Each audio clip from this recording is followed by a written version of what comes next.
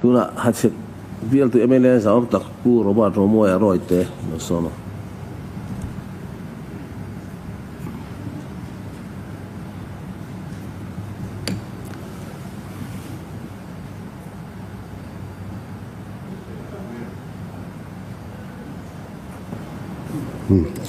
Oleh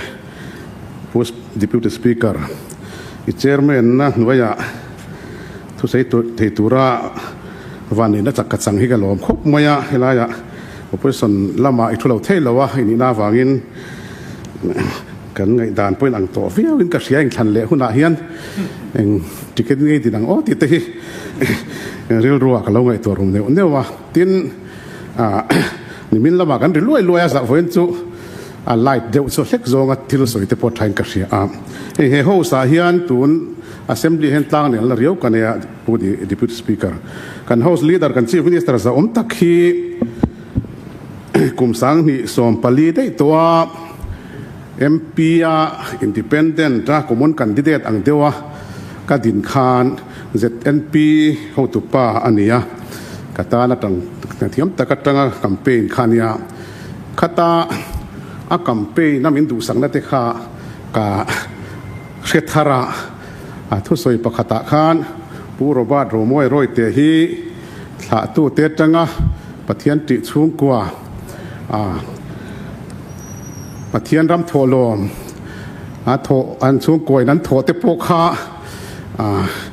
mi tam tak chon kan tho phal lo te pon yang te kha tia a kan phu lo to pania an kati lai kha SCB ten tholom ten han thoa SCB en diklo pakhat ma om lowe an ti hlim te kha lo ni buka tiang taka kanel vele min du sak tu ania kanin tlang nel lu tu ti te poi ka lau lek leka tin hei puke sap tanga te po ram hroi tu na ni MLA zat vi ai tam ma hian ZPM MLA zat vi ai tam ma hian CM an du ngat kha kan zinga hian o man ani te an tia tak phai chu ni lo mai thian ni mai the boka hang poni se khalam ka soi thui lawila ka soi tum pakhat thuma ka nei du da chan pu hlana lo chuak pal hlo ni mo pu hlana hi sangni som palia MP candidate tur opposition party ho an thut khoma kei ma min rot tu khani ti voin chu malam ni chin lok khan ka khethara aman min rila a chu tiang vel chu he ho sakan eding lama thu te hi min du sak tu ten ni hloma wang hian tlang nel tak hian thui ka soi ve mai thina ni ti ha ka soi do ten pumon puya pun te la ka thian pa ania opposition lamina an tri ber hi ka nel ber ka hlau lo ber ani boka tiang vela chuan chu tiang vel chu ni ti kha kan nguai to dewa kan ngani kan thurei to ruma u boxia in ti thoven nan chu kan soi masaduni ti chuan di mana lu ti la Dr. Van Lthana kan minister za tak demand ICT le information and public relations sika soi kop duwa achan chu he department pani kop se ka du khop maya research room apo ya hetia amalgamation le integration lampang ten ti lolo ni hi chuan da kopachi lo mo te ka lo tia achan chu ICT department hi kumnga lai ka lo en kol ve khan ya kan budget pum pui po kha crore li crore nga vel khan thina an thopui tur engani department dang ni na amalgamate dang moni lo hi chuan budget than ti len vakle thei po ni po hian lang lowa chu wang chuan information and public relations nen hian a documentation chung changa te thil sang publish engani information page chhuat chung changa te tun la digital platform hanga kan ti zel to wangin dun selavan thawm em ti hi karil ruwa omani ti kha kan soi duwa tin saski noya khan state tam takinan mulo lain kan hun ve lai khan kan official smart tak te zara crore som sari pani 0.25 mani o kha kan mu hlau maya an tight fan ang chi saski part 1 ni lawa a part ning ka khemei talawa kan mangman manglawa crore som ni pal ni emoni rom ni pangamoni khachu tender te kan chu amana sarkara to pa crore som nga kha supplementary demand angin sani som ni pathum som ni pali khana lut chawa tuna chon ke deposit nge omang tin nge tak a hriat mai lawa hi man ra to thangem ti kha le asita stream thim hi kan thachak dewa kan hun lai thil te ni wangin minister sa takin roman na thata kan siamang ti karinga chu chumi han soifia saksela tin government PR chungchang hi poimo khop maya enga hian sarkar thilani chuan opposition lampang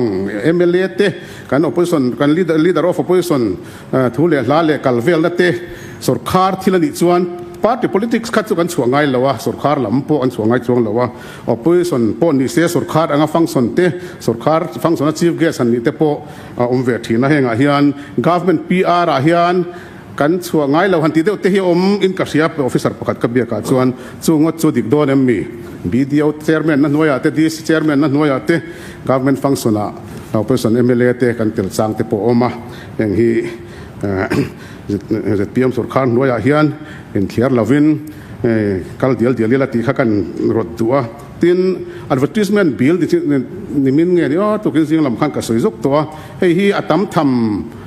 lo thina ma se kan nghe ni ngai tuan lian tak tak mang kan lo ni lo thei lo wa minister le department head te po ma se tam lo ma se kan chan chin bumi te advertisement bill hi bat sak lo hi kal phung thara kal ni chho thela kan hun lai te khan kan lo bat sak thinan ang ti karinga khang kha thil hlui ni ta sela advertisement bill na hi chu i pe zung zung miang ti hi kan rot tu ni tin adot le hian education chungchang ka sei duwa rei tak education ate po ka lo thok vet to education policy thar national education policy 2020 hi an bo sei cholai te po khana copy sports minister kan ni ve wang khan a copy himin pe ve zia sei khom na te po tel chang te kan nei ve zo zowa helai hian he house nge ya po hian ka sei to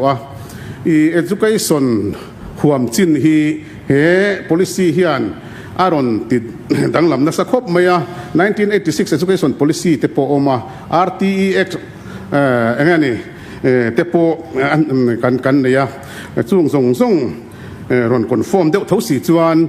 2020 education policy a hian thilaron huam zau khop maya sports ti hi education ani to ni ti khachu kan threvet to maya ma se chumi hoi zong chuan kan education hi akalangai khop mai kan thiang angin sports facilities hi education a kan da thelo a complex kan da thelo ni point policy na soyang khan a khuaten anin trom turang chi MNF hun laya PMJV ke tang tia kortha football field kan han siamang chi te chong te football field kan han siamang chi te katiang education institution ina anin trom thiang chi education facility tha kha kan siam zui zel hi awangai em ti hi ka soi duwa then khat chuan education facility ni ti po hrelamang lo te po hi khatiang kha om thea ho lang chi te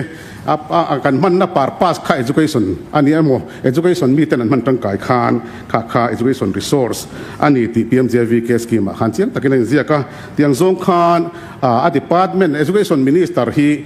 RD lamatang temo sports lamatang temo an facilities mamo hi kan pui hi nga in karinga a chan chu national education policy kha kan analyze chian chuan thu ma kha pai avat have ri thut maya national education policy kan en hian gap si atam tlatani he infrastructural gaps hi gap funding scheme ang chi manga kan ti lo chuan education long atang hi chuan kan momo hi kan phur zo long ti ka hlawa tin regularization le chungchang te court case chungchang te soi ka tuma ka soi thui lawanga court case mek po hi a nin ka hria azir tir tu te ngani ta nge chungchang emon pola scheme siam chungchang emo samagra zo nge ka hretsia lo khang contract zir tir tu te henga hian zir tir tu an thok tha an qualified ani hi chuan king boy le adile zong lo hian high court in da nge tur zonga judgment ani chuan han ti sakram te hin thang em oti te karil ruwa oma tin transfer chungchanga hian education officer te pon ni thoin ka ria ka kani na hlui chu ni thona education commission ten transfer chungchang ai danan nei mithiam ten an nei recommendation te kan zir chian nga ya zir tier to transfer zut lo te hi education commission le expert ten an recommend na te kha omani ti kan ria ta ani chu omre to thing aizola chu ti za to ti transfer chu tum ringo tang chi te hi education expert tele commission ten anti zong ani chia lo deu in ka ria tin upgradation chungchang khan ron soya an ti ka soi thui lawanga atula notified to ni chuan ani til ngai te kan minister hian a chiang veng ka ria a boi pui thona chungin kha kan bial lama te po upgradation ngak lel ve tak khotlang in an lo chom fat te zirna tha tak pe tu te an om nual maya ngai pui mo ran ni serati ha kan soi du a tin higher education chungchanga hian MZU Mizoram University kan nei lut zia hi soi lo thei nin ka hrelo he ho zom taka hian an result te tha ni mai lova an practice te tha a an ranking and kim hi a tha mani choi moi tla kan ni chu tiang chia chuan State University bill pass tu kan an tanga kan zawai hian hi support zui zelila budget tamzok sum tamzok State University thatak Mizoram University El Park kan siam hi kan ram kan nam kan tin chuan turan yang ti karing ani tin PhD minister zaom tak professor ni tia demand hi put deputy speaker toite kan soili anga ZPM scheme manga Mizoram dung le wanga vai bel se sang chuanga thote hi ro pui ka ti khop maya danglam na asia mani tui in tur chungchanga hi chuan revolution Mizoram a hian thleng in ka ria kan minister masa te po hantila kan PhD minister masa puton riate an fakom hle a ten tuna kan minister chuan om tak professor ni ten engani an ron chun zoma thatakin impact pone kan biala po khwan ongoing kalmek te oma voina te po kan zot vela anti thakop mai antia kalom hlea thasui zel ro se kan ti duni so ti mek lai chuan zol nuam hi town ania khopui chu wang chuan ZPM te khana cover ve si lawa 1990 vela tui supply hon cyclone ni ti chiat to achanga barabar ten han zom ang chi te tui lak na ni lui pui kam ani na kholum mun te ni zol nom town tan hian tui lak na hian repair works sum sak tam tak po ngai lawang hi kan PhD minister hian min chin sia saksela ngani thotla na ngai po in kan tang ka thi angan ka tang veng ti kha kan tiam tu boka ten RD hi poimo toy ten ka soi don china research room ka soi na ka soi non le duwa mual thuam khuwa khu korte thoveng nuai khota zampui tlang lam langkai kha kamba omania a khobul loka hian langkai luanga langkai balu thadzia chu kan theve kani mual thuam atang phon ke em khat nge ke em khat le tlem ba kan dilawang langkai lang na kong khu MLA fanatagin noi khat pot ling lawin ka ti puya du thu sam lova furlaya te king le mayanga hulaya kon langkai balu te lak theina tur kong khu noi tamangai lova deputy speaker kan minister sa tak hi engani material component an tiami tam ba salama khan khopui kan biala material component ti ka lo singai reng lo maya kan tu na kan biala chan lo poi mo khop maya chunga tang te chuan min ti sak turin ka lo ngen to kan soi non le do ni tin atop don na chuan horticulture department hi poi mo le mai kan minister in department poi mo tak changkhom hi ama po afita alom omin ka ria horticulture department ai soi tur tam tak nei mela pati che ka soi du pakhat chu phela te bo top thei ngal de mai kuwa hi horticulture department a hian umro se ti ka rot du ni kan hun lai khan hanin puang tamela soil and water conservation department a hian kan lo da kan ti sual nin ka hrewe tlat kan puten namru rai min thot cholong chu mo chu wang chuan horticulture department a lo hi hiet engani puina tam taka oma hei kan host leader na soi kha ke puina ka soi vele agriculture minister masa te po ka lo soi muni drone system manglo chuan at engani ku vatam hi ti ngai na om mi lo han lei pha ka ni lo ku vatui han lei emo kon zo the te bo atam dan na han lo tur khan drone na ti hingaya kan host leader hian mu fuin ka ria chu askim po hi omani Mizoram sarkarin sian lu tu ngai lovin heng te hi nei taila drone mang khan tui kha lei taila kan ku vatam te hi sian ati kha karil ruwa oma chung te chu kan soi du ani soi tur tam taka oma ti hian kan thu tok menga kan minister pani Dr. Vanal Thana Diman le professor lan ni loma demand te hi lom takin ka thlo pa nge yang u ti karotani kalome